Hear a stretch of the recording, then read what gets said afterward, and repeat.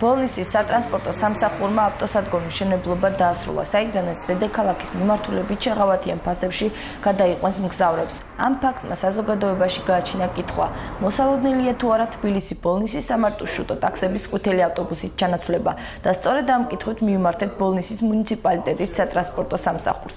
Ჩვენ გავხსენით მესამე კლასის გამშვები პუნქტი კინოთეატრის მიმდებარი ტერიტორიის წინ.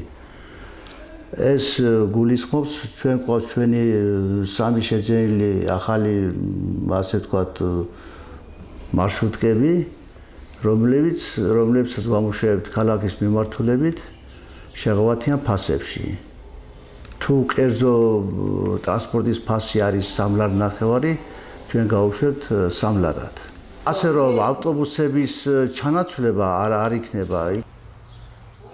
როგორც ტრანსპორტის სამსახურის დირექტორის მოვალეობის შემსრულებელმა ჩვენთან საუბარში განაცხადა, დედაქალაქის მიმართულებით ყვითელი ავტობუსები არ იმოძრავებენ, ხოლო რაც შეეხება სამარშრუტო ტაქსს, ის თბილისის მიმართულებით უკვე დადის, ხოლო ავტოსადგური ექსპრესიდან მგზავრებს აქტიურად გადაადგილება არჩევნების შემდეგ შეეძლებათ.